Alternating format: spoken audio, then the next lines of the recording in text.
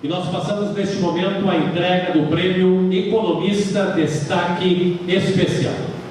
O Prêmio Economista Destaque Especial é conferido aos profissionais de economia registrados no Corecon RS, que tenha tido e continuam tendo destaque ao longo de sua vida profissional, ou seja, economista sênior pelo conjunto da obra. Eleito pela plenária do Corecon RS em sessão realizada após a eleição do Economista do Ano. O Prêmio Economista Destaque Especial deste ano, de 2015, é concedido ao economista Cláudio Francisco Acurso. Cláudio Acurso é professor titular aposentado da Faculdade de Ciências Econômicas da Universidade Federal do Rio Grande do Sul, ex-diretor do Instituto de Pesquisas Econômicas, IEP da URGS, economista, conferencista e consultor econômico em atividades públicas e privadas.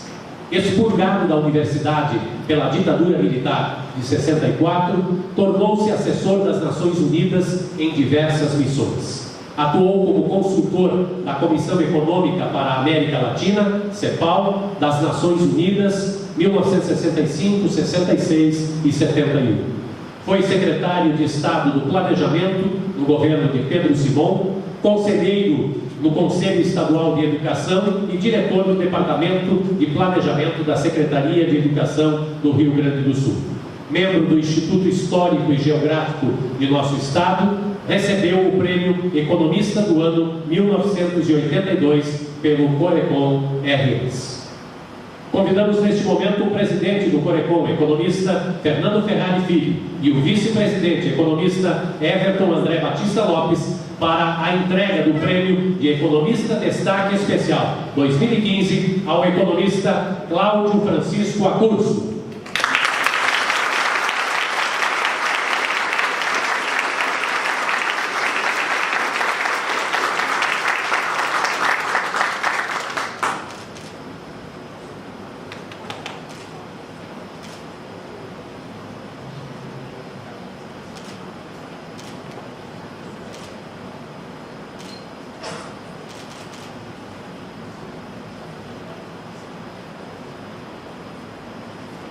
Para uso da palavra neste momento, o economista Cláudio Acurso.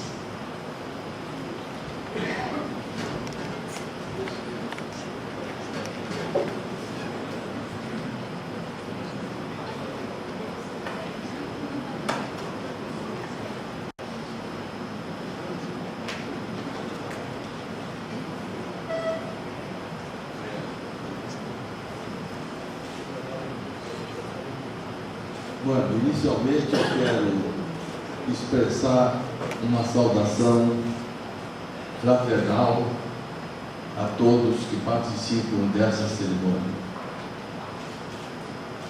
À mesa, as minhas homenagens, o meu respeito a todos os seus membros pelas representações que fazem nesse momento. Mas gostaria particularmente de salientar a pessoa do professor Fernando Ferrari Filho. Professor ilustre, com formação acadêmica excelente, voltado devotadamente à sua profissão, à sua docência, mas também o admiro por ser um homem atento às nossas conjunturas, aos nossos problemas e sempre aberto a reflexões que nos ajudem a encontrar caminhos melhores. Devo confessar que o professor Fernando Ferrari, desde há muito, faz parte da minha constelação afetiva. E eu digo com muita honra. Mas gostaria também de aproveitar esse preâmbulo para agradecer a comissão que o Conselho designou para ajuizar os trabalhos e as pessoas que figuraram nesses destaques aqui mencionados. De minha parte, eu fico muito agradecido, mas tenho as minhas dúvidas se a bondade não foi maior do que a prudência. Mas, de qualquer maneira, eu fico muito grato pelo destaque. Minhas senhoras e meus senhores, é muito gratificante a homenagem que recebo nesta oportunidade, de parte de meus colegas e amigos. Soa como reconhecimento de meu trabalho, já tantas vezes manifesto, e que agora se repete para meu gáudio e conforto. Assinalo que todo trabalho na área social não é feito apenas por individualidades, que são fruto, por sua vez, de seu tempo, de instituições, de contemporaneidades e do circundante humano. Lembro a circunscrição que cerca cada um, para não sobrevalorizar sucessos e permitir avaliações menos presas a fidelidades. Sou fruto de um momento em que a Faculdade de Economia da URGS se modernizava em sua capacidade de produzir e se abria para a sociedade, os seus problemas, a debater as portas. Sob a direção do professor Peri Pinto Diniz da Silva, um entusiasta da economia e de seu alcance, deu-se início a uma mobilização de professores mais jovens para pôr em marcha um grande programa de atualização acadêmica e de prestação de serviços à sociedade. Criava-se o IEP, o Instituto de Estudos e Pesquisas Econômicas. Recebia-se professores americanos para colaborarem com o recente curso de administração de empresas. Abria-se ao empresariado gaúcho uma série de seminários e contatos, visando a sua aproximação e aprimoramento. Instalava-se no IEP professores, pesquisadores de tempo integral e de alunos bolsistas, auxiliares de pesquisa, criando-se um clima de aprendizado científico absolutamente inédito na antiga faculdade.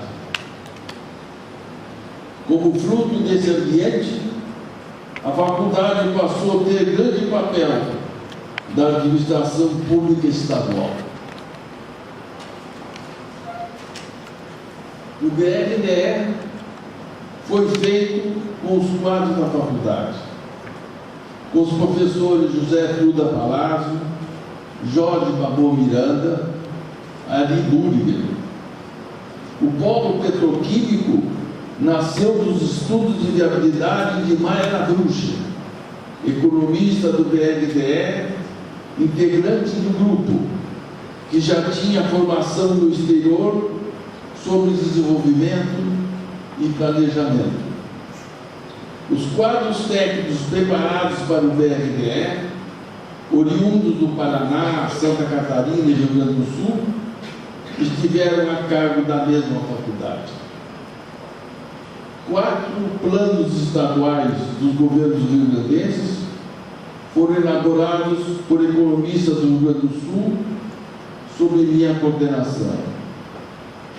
O primeiro e único balanço de pagamento do Rio Grande do Sul surgiu no trabalho dos professores Duda Palazzo e Jorge Vermelho, numa ampla frente de trabalhos acadêmicos e instrumentais de natureza econômica. Na área pública, surge a Fundação de Economia e Estatística, com um grupo de economistas jovens e bem preparados, voltados para a análise da economia gaúcha.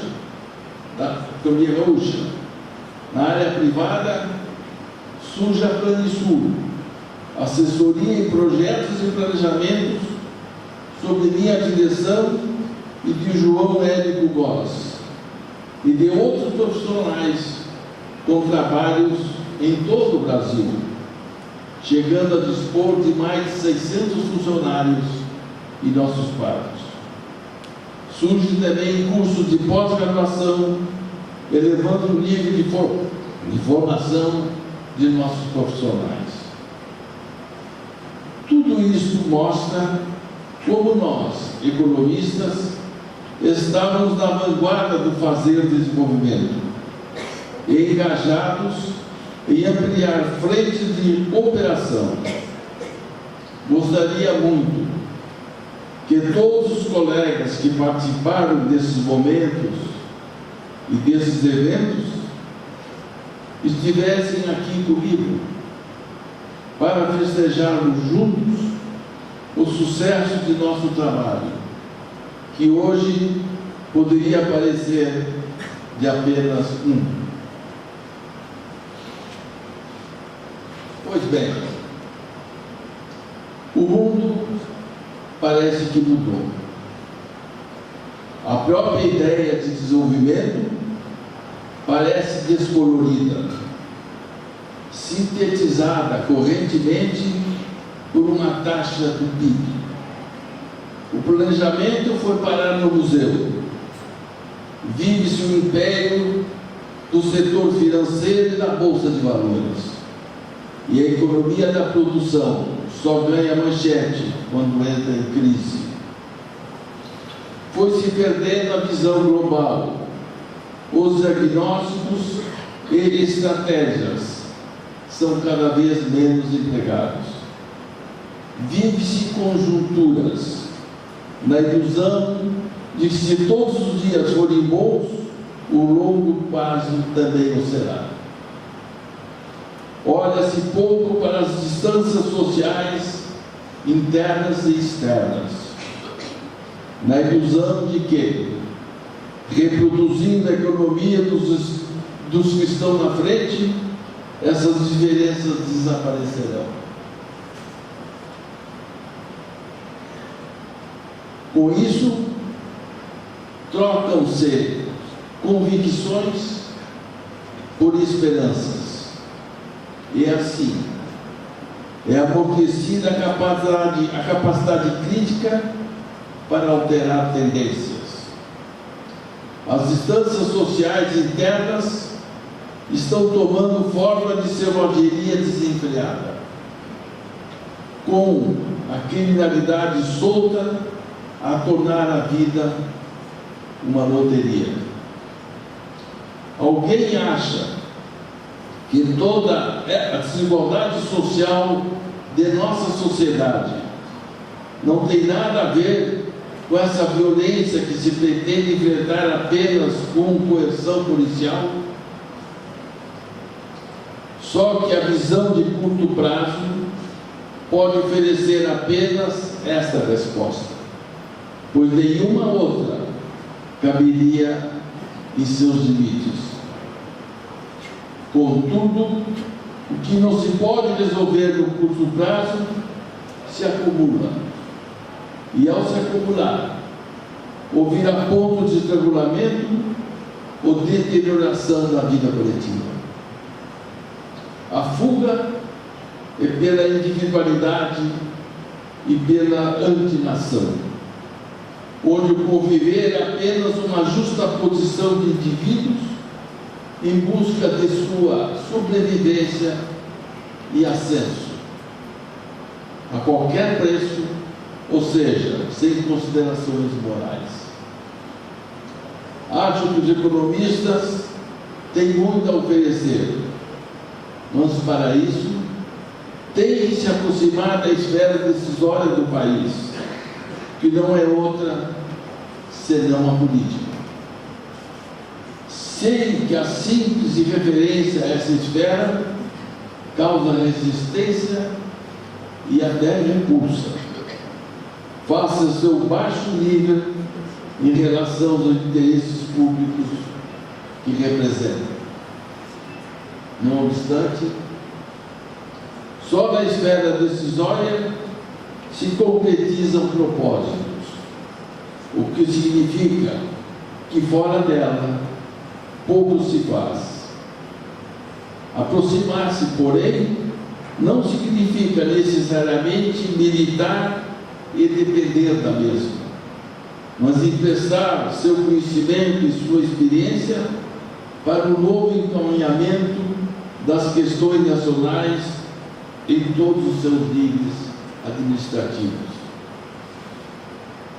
Em outras palavras, significa dar-se início a uma jornada de conferências, pesquisas, estudos, teses e reflexões sobre novos caminhos para o nosso país e o nosso povo, de modo a mudar-se o foco pragmático do dia a dia e começar-se a desenhar uma nova planta para as próximas décadas.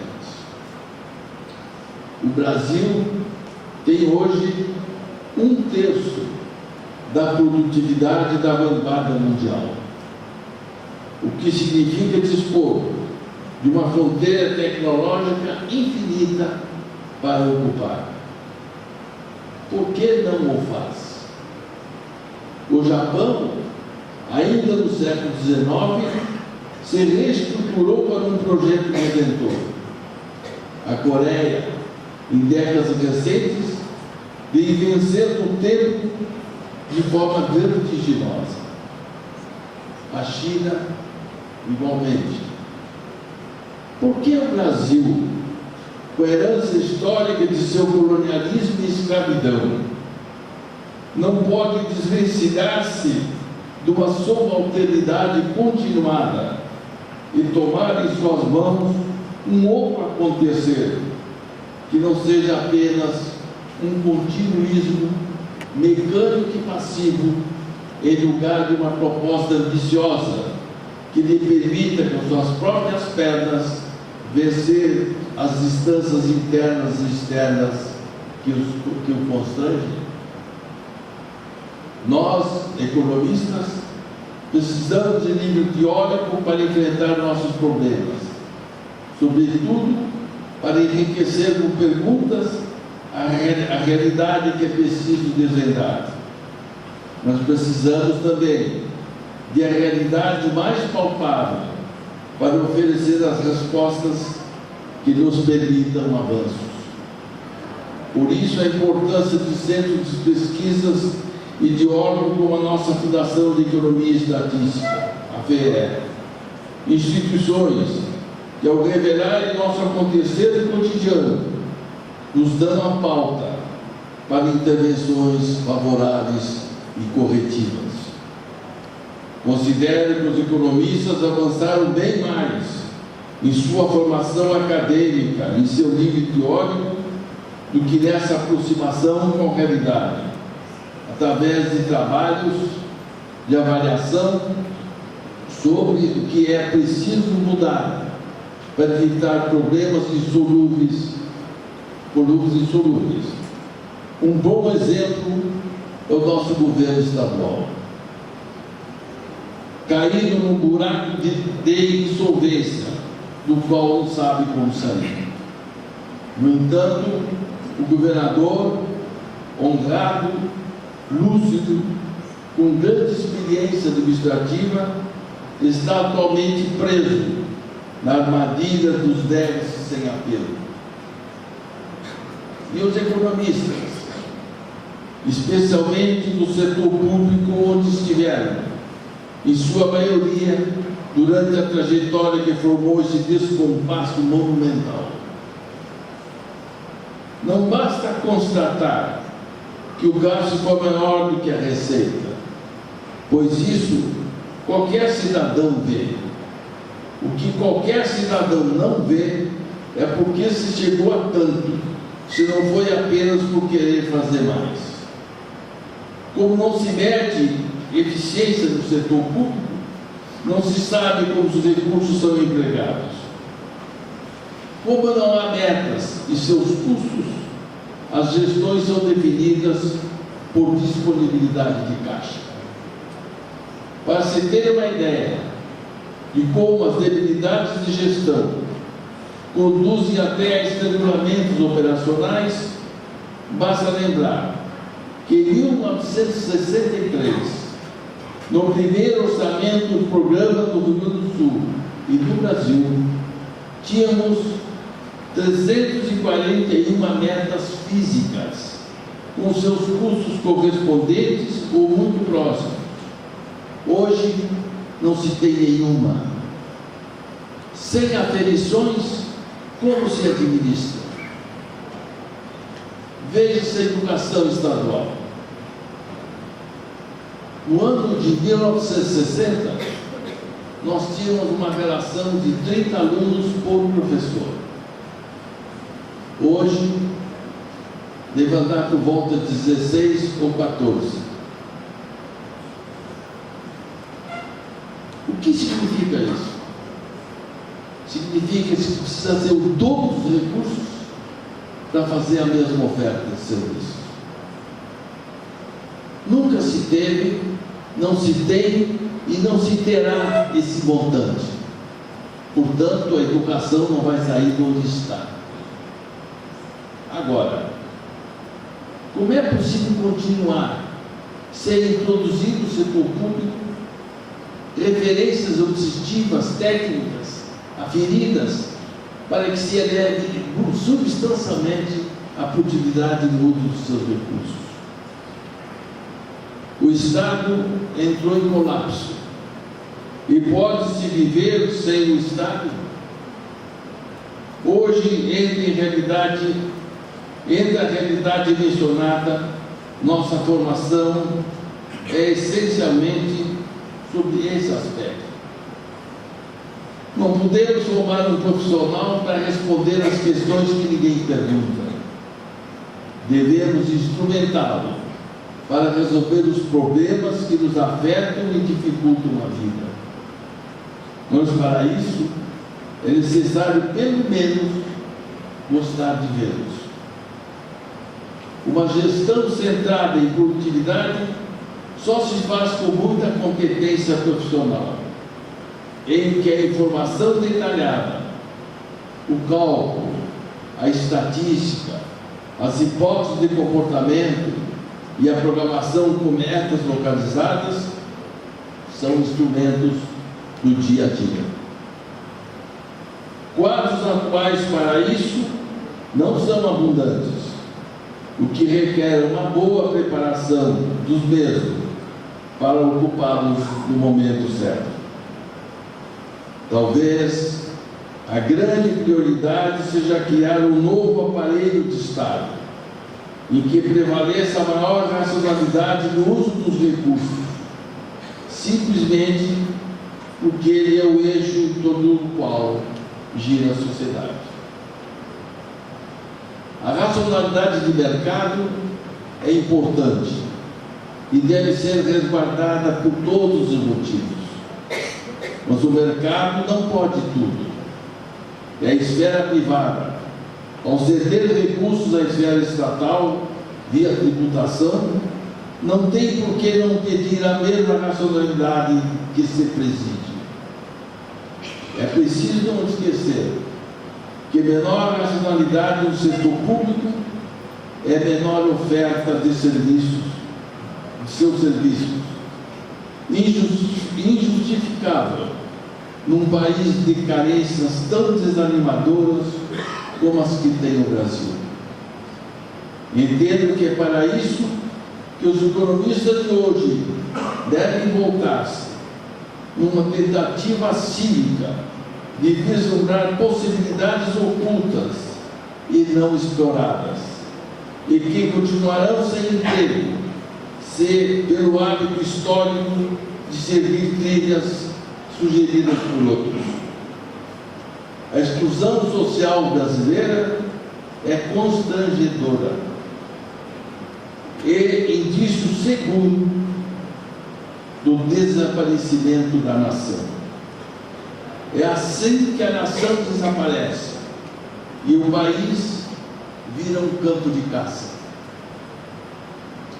Espero, contudo, que a consciência nacional se erga e que os economistas assumam a responsabilidade de, pelo menos, produzir uma nova planta para os tempos que virão e uma nova gestão, onde os recursos ganhem racionalidade em seu emprego, para que os encargos sobre a cidadania não sejam crescentes. É necessário aproximar nosso patrimônio científico dos problemas que obstruem novos rumos, pela simples razão de que, se a ciência fixa os limites do possível, os atos operacionais ocupam esse possível, porém, com seus condicionantes históricos, isso é, condicionantes de cada dia. Não temos nenhuma varinha mágica para mudar o mundo. Nós temos conhecimento indispensável para fazê-lo. Se não for por sabedoria, que o seja ao menos por generosidade e amor ao nosso próximo. Muito obrigado pela atenção.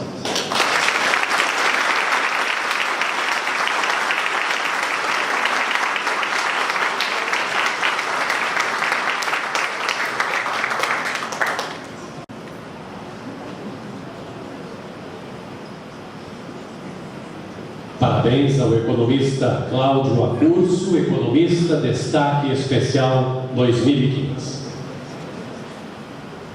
Nós informamos a todos que também participou do julgamento dos prêmios da área de jornalismo a diretora da ARI, Maria Luísa Antunes Moreira. Neste momento nós passaremos a entrega do prêmio Economista do Ano.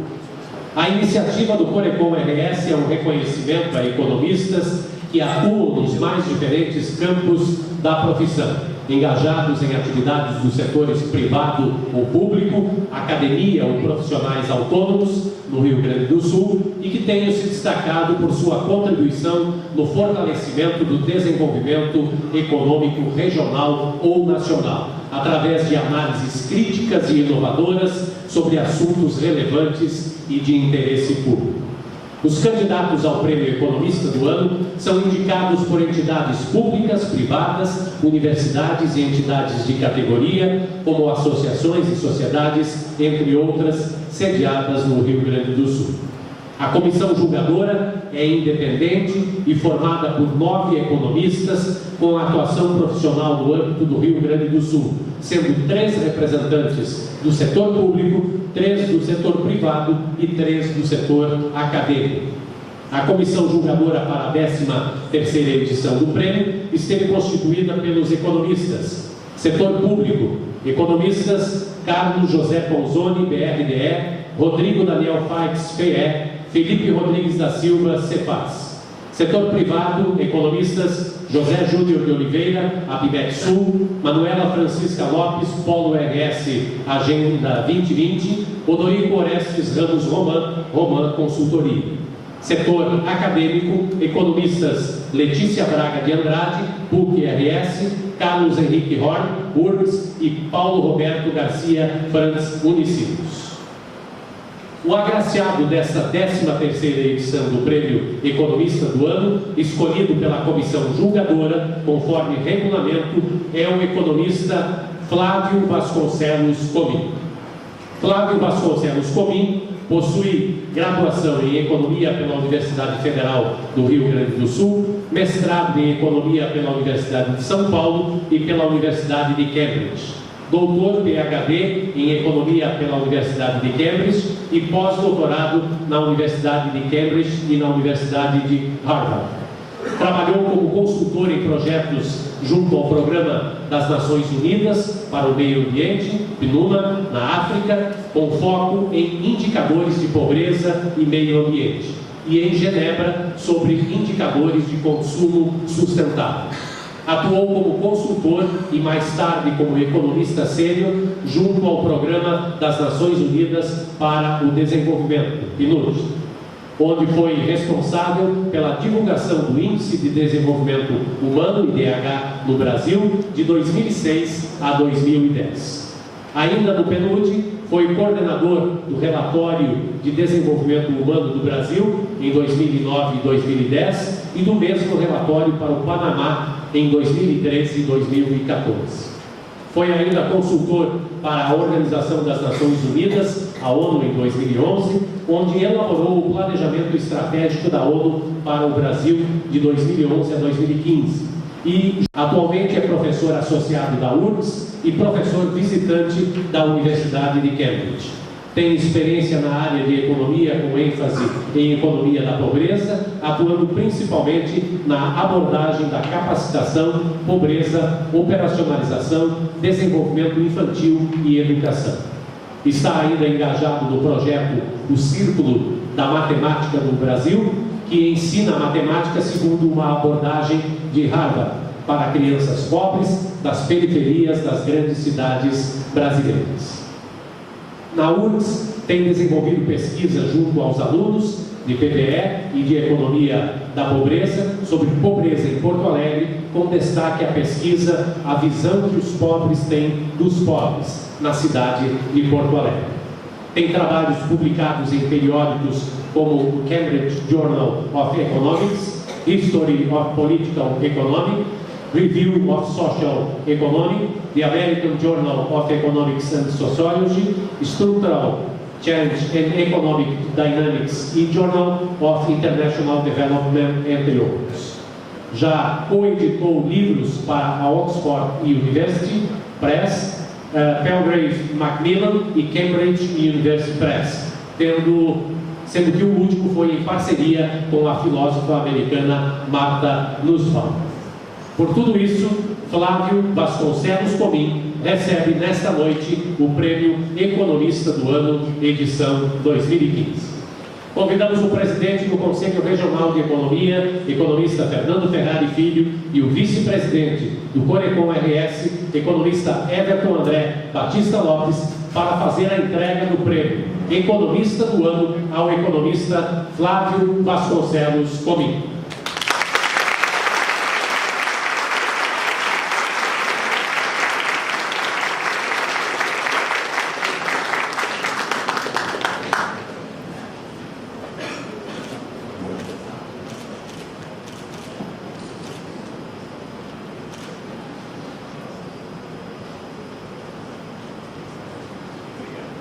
Para uso da palavra neste momento, o agraciado com o Prêmio Economista do Ano, o economista Flávio Vasconcelos Comim.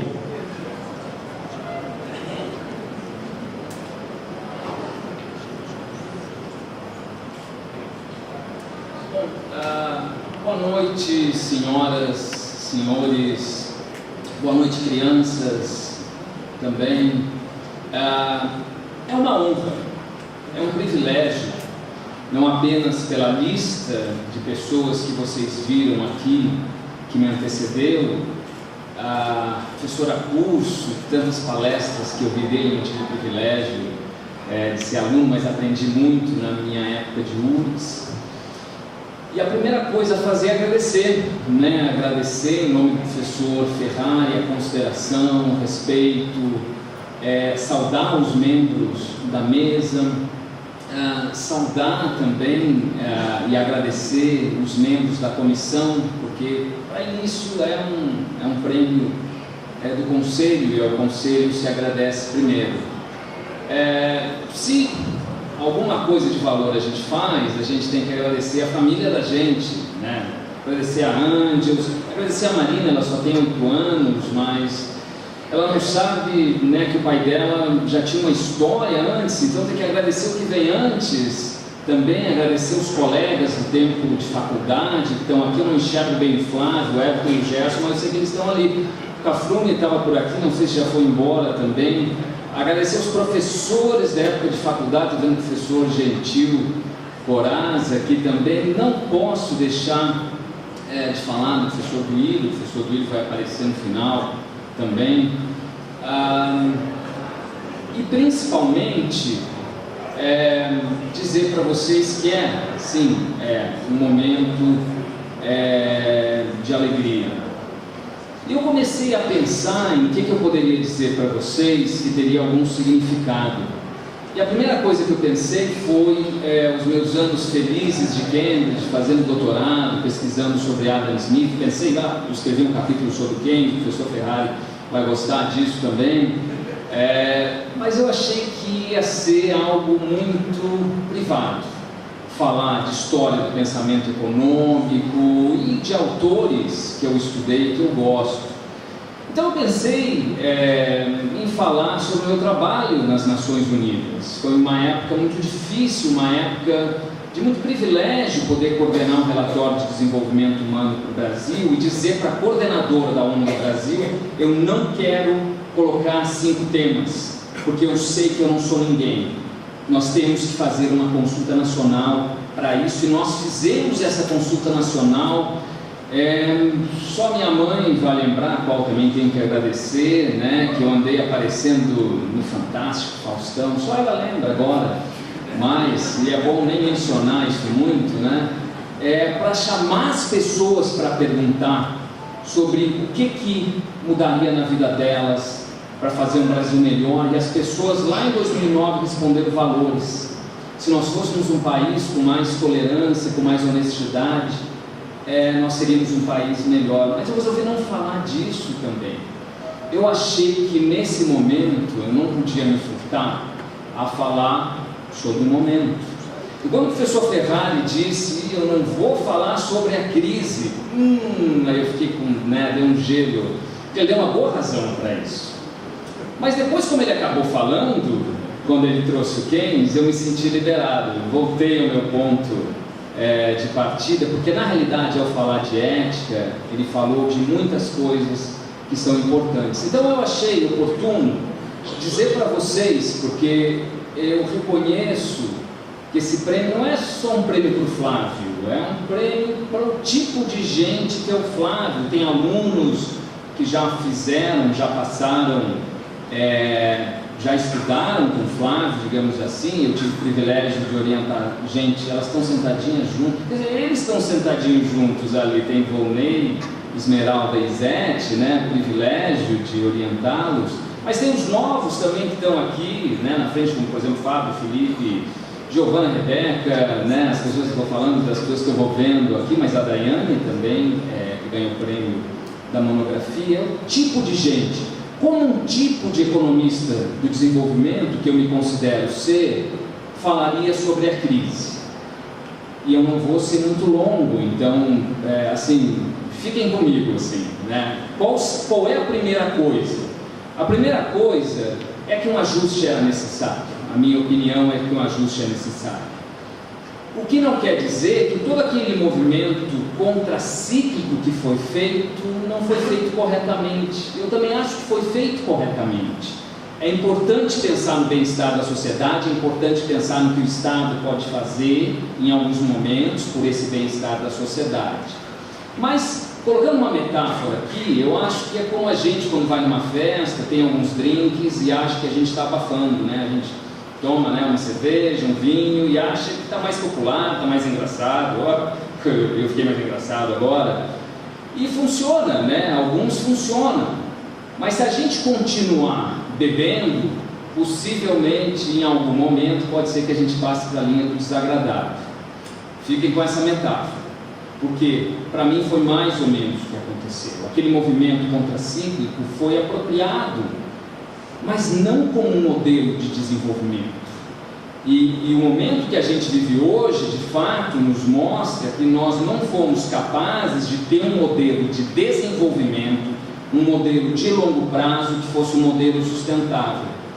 O que um economista do desenvolvimento vê, então? Não vê a questão macroeconômica. A questão macroeconômica passa, mas a nossa inabilidade como sociedade de ter um modelo de crescimento inclusivo, isso é um fracasso coletivo, é um fracasso para todos, não é de um partido, de outro, é coletivo. O que um economista do desenvolvimento vê também? Vê que no momento de ajuste, que eu já disse que é necessário, na minha opinião, vê que no momento de ajuste nós não sofremos desigualmente. Pode ser que a gente tenha menos dinheiro, nós todos que estamos aqui, pode ser que a gente deixe de fazer algumas coisas, mas nós não vamos passar, e eu estou generalizando, pode ser que eu erre, mas nós não vamos passar pelo grau de dificuldade que a gente vê que as famílias pobres passam aqui, onde nós estamos, em Porto Alegre e em todo o Brasil. As pessoas não têm dinheiro para comprar comida, as pessoas não têm dinheiro para pagar um tênis de uma criança, as pessoas não têm dinheiro para se movimentar na cidade. Esse problema é apenas a ponta do iceberg. A dificuldade que nós temos agora é que as previsões nos dizem que nós vamos demorar até 2022 para recuperar o nível de renda que nós tivemos lá em 2012, 2013, e talvez, em termos de paridade, né, externa, de poder de compra externo, 2030. Um economista do desenvolvimento vai olhar para a demografia, vai arrancar os cabelos por causa da demografia, porque nós estamos jogando o nosso bônus demográfico fora. O que eu quero dizer com isso? Eu quero dizer que hoje nós temos 23% de jovens, crianças que estão entre 10 e 14 anos, mas daqui a 15 anos, quando chegar nesse 2030, o percentual de pessoas vai ser 17%, nós vamos ter menos crianças para investir. A riqueza de um país, que é a formação de inteligência, de capacidade das pessoas no país, nós estamos jogando fora. Então, esse é um problema que a gente vai ver de outros modos, né? Como o professor Apulso falou, a gente vai ver uma violência. Pega aquela listinha que circula das 50 cidades mais violentas do mundo, e nós temos que Porto Alegre não apenas está nessa lista, não apenas figura como número 37 na lista de 50 cidades mais violentas do mundo, e isso é medido por taxa de homicídio, não é apenas assalto, mas esse número está errado, porque o número de homicídios em Porto Alegre esse ano já cresceu 23%, nós já estamos na faixa de 40%. Então, não é apenas que nós deixamos de criar riqueza humana, não é apenas que nós temos um problema de longo prazo que vai muito além do ajuste, não é apenas que nós vamos ter toda aquela classe D e E, que virou classe C, 3,3 milhões de famílias, que demoraram 6, 7 anos para virarem classe C, vão passar em 2 anos rapidamente de volta para a classe D e E. É que a estrutura da economia de uma maneira inclusiva não deu certo. E aí o problema que nós temos é o problema, para não dizer que eu estou falando só de números econômicos, é que da neurociência, e é um dos grandes prazeres, eu acho, de ser economista do desenvolvimento, que a gente tem que estudar educação, tem que estudar saúde, tem que estudar outras coisas, e que da neurociência vem a informação de que o nosso QI estabiliza aos 10 anos, a nossa capacidade de processamento de informação estabiliza aos 10 anos, a nossa agilidade estabiliza aos 10 anos. E isso significa que, de uma maneira dramática, nós vamos perder inteligência no nosso país. O que se faz? A gente pode sentar, chorar, né, e reclamar. Mas eu acho que mais importante do que isso é a gente buscar soluções. E dentro do desenvolvimento humano tem dois grandes autores, o Amartya Sen, a Martha Nussbaum, que falam de soluções diferentes. Então eu queria falar um pouco das duas soluções e concluir com isso. A Martha Nussbaum, ela acha que nós precisamos mudar as pessoas. Numa linha muito fina, precisamos cultivar a humanidade das pessoas. Se no Brasil nós não formos capazes de cultivar a nossa humanidade, a nossa alteridade, o nosso interesse pelo outro, não vai ter resposta como sociedade e não vai ter resposta como economia. A economia tem a ver com isso. A economia tem a ver na maneira pela qual ela organiza a produção, na maneira pela qual, eu vou colocar de uma maneira diferente, ela tira o tempo dos trabalhadores para passarem tempo com seus filhos. Ela faz com que as pessoas estejam ligadas o tempo todo. A tecnologia faz isso. E as pessoas acabam tendo uma vida, e o Marx tinha razão, muito influenciada pelos meios de produção, pela maneira pela qual a sociedade organiza a produção. Então, a gente precisa retomar, e é o que a Nussbaum fala, retomar o nosso interesse pelo outro. Precisamos superar a indiferença, e a economia tem a ver com isso, na maneira que organiza a educação, na maneira que organiza a produção, na maneira que organiza essa distribuição através do Estado, que sim tem um papel muito importante, porque o Estado é a nossa inteligência coletiva. De vez em quando eu fico desesperado, para não dizer que eu só elogiei com alguns meus colegas lá da URGS, que acham que o mercado vai resolver tudo. O mercado é importante para a eficiência, mas o mercado não responde pela distribuição. Essa é a minha crença de economista, é a minha crença de quem leu não apenas A Riqueza das Nações, mas leu A Teoria dos Sentimentos Morais, que foi o livro mais importante para o Adam Smith.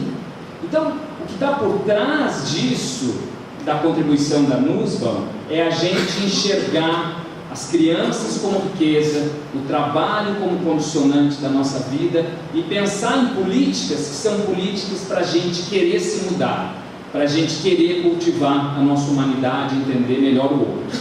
E por fim, falo do Sen.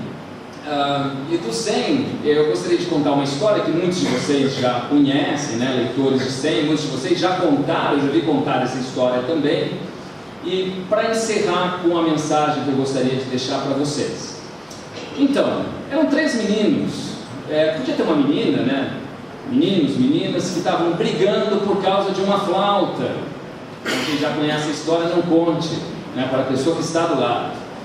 E o primeiro menino disse o seguinte: eu tenho que ficar com essa flauta, porque vocês dois não sabem tocar flauta. Eu sou a única pessoa que tem a habilidade de tocar flauta, e a finalidade de uma flauta é ser tocada, é fazer música, então eu devo ficar com a flauta.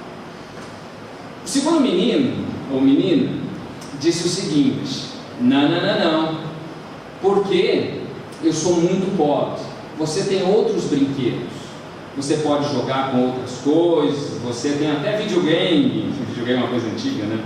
Você tem até videogame, né? Você tem outras coisas para fazer, eu não tenho nada.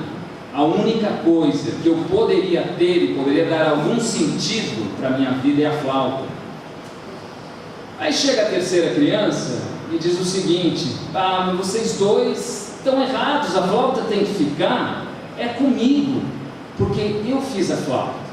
Vocês dois estavam fazendo outras coisas, eu fiquei aqui 1 mês fazendo a flauta, ou o tempo que seja necessário, e agora que a flauta está pronta, vocês aparecem. Quem é que tem que ficar com a flauta? Quem é que vocês acham que tem que ficar com a flauta? Eu faço sempre essa pergunta para os meus alunos lá de Política e Planejamento Econômico.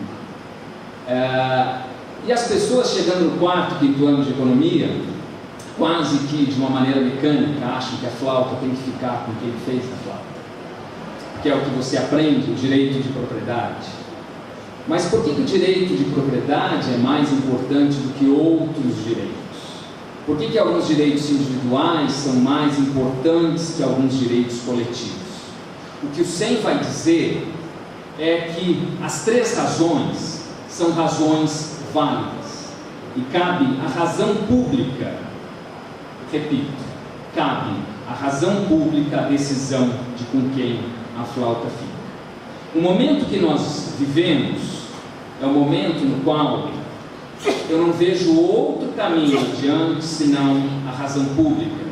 O reconhecimento de que muito tem a ver assim com a minha trajetória de economia, e agora é o momento que, como eu prometi, eu falo do professor Duílio.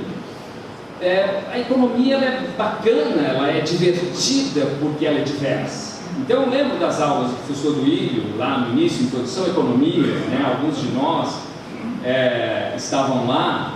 Eu lembro que o Duílio dava micro, o Duílio dava macro, rolava uma HPL, falava do Marx, falava de todo mundo junto. E essa é a graça da economia. A graça da economia é ter desenvolvimentistas, é ter marxistas, é ter friedmanistas, é ter keynesianos, pós-keynesianos, mas a gente precisa de uma coisa a mais. Não basta celebrar a diversidade. Para que realmente a gente possa sair de uma crise que vai ser muito séria, não apenas no curto prazo, mas no longo prazo também, a gente precisa de tolerância, porque nós vamos precisar construir alguns consensos, mesmo que sejam alguns consensos mínimos. Pessoas que acham que o ajuste é necessário vão precisar ou precisariam escutar que esse ajuste deve preservar as pessoas mais pobres, não deve afetar algumas capacidades do Estado, como tristemente está afetando programas do governo, não estou falando do estadual, estou falando do governo federal, programas importantes relacionados à educação no nosso país começam a ser desmembrados por causa do ajuste fiscal, e isso não deveria acontecer, porque isso empenha o nosso futuro. Então, assim, a minha mensagem final é de agradecimento, né, de alegria. Muito obrigado, né, à mesa. Queria agradecer mais uma vez o professor Ferrari, assim, pela consideração, pela gentileza, e por todos também. Queria agradecer a presença de todos vocês. E a minha palavra final é de que a economia é divertida porque é diversa, mas nós precisamos de tolerância para passar por momentos muito difíceis. A tolerância de escutar o contraditório, a tolerância da gente, mesmo acreditando numa coisa, querer escutar o outro. É apenas a gente reconhecendo o outro que a gente faz um país. Muito obrigado.